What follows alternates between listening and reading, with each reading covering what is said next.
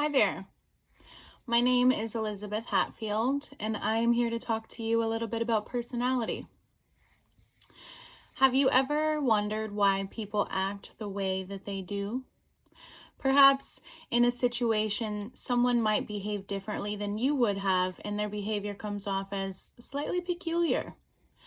Consider the employee that you observe coming into work late every single day, poor punctuality, yet they seem to maintain a unapologeticness about them.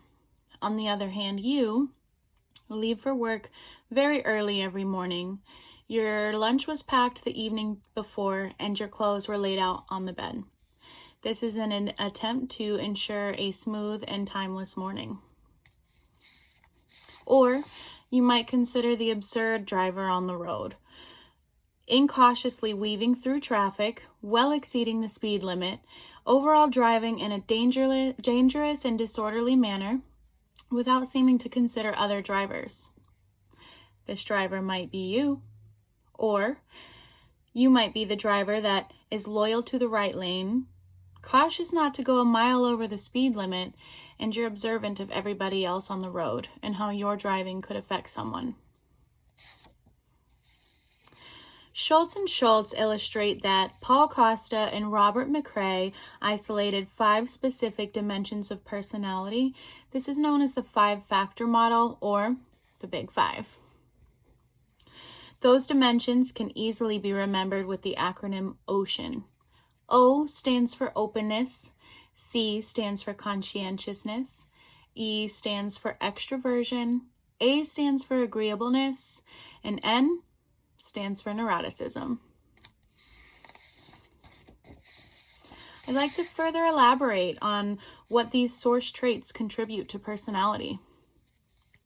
Kuhn et al. Pinpoints that the Big Five traits have been related to different brain systems and chemicals.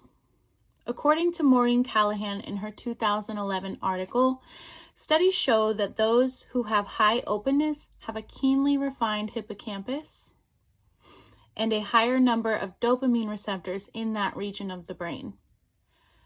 A person who scores highly for openness is curious, creative, imaginative, untraditional, adventurous, and perhaps unusual. Scott Geller describes low levels of openness, and these traits are to include rigidity, inflexibility, insensitivity, crudeness, and the individual's interests will be narrow. Let's talk about conscientiousness. Callahan describes the conscientious type to be profoundly self-disciplined. Geller states that individuals who score high in conscientiousness are well organized, they're reliable, hardworking, achievement-oriented, ambitious, persevering, and responsible. In contrast, people low in conscientiousness are aimless, careless, negligent, weak-willed, and hedonistic. This refers to sensual self-indulgence. Kuhn et al. Notes that highly conscientious people perform well in school and well in work, and they rarely have automobile accidents.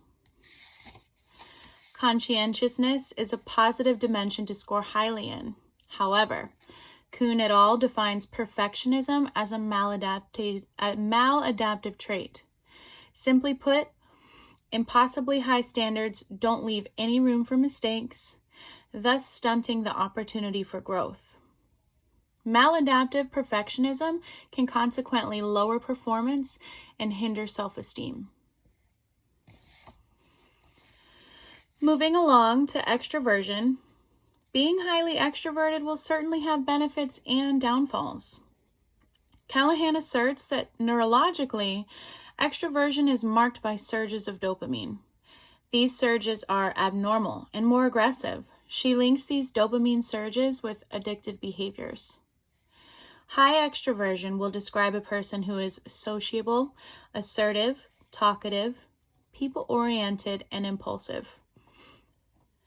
Geller states that low extroversion is characterized by caution, aloofness, shyness, reservation, and sobriety. Kuhn et al. Mentions that extroverts are more likely to divorce and subsequently, extroverted men are less likely to live at home with their children.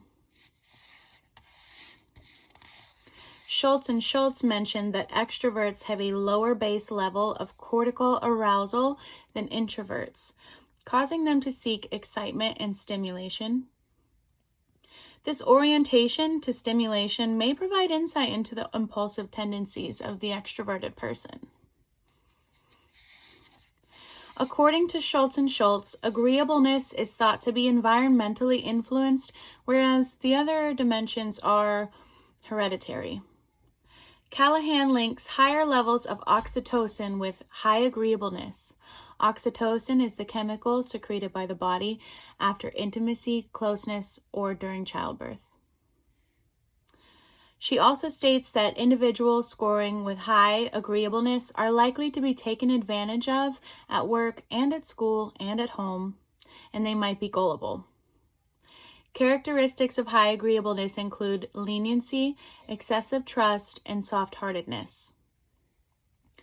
Geller describes that individuals with low scores for agreeableness tend to be cynical, rude, suspicious, irritable, manipulative, self-centered, and headstrong.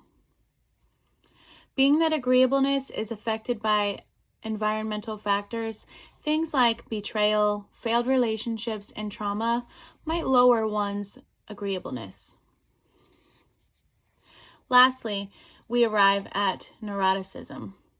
Kuhn et al. Refers to neuroticism as negative, unsettling emotions. People who score high in neuroticism tend to be anxious, irritable, temperamental, self-conscious, and reactive.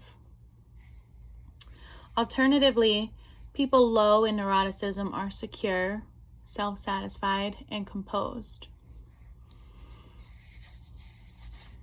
Overall, neuroticism describes emotional instability and reactivity.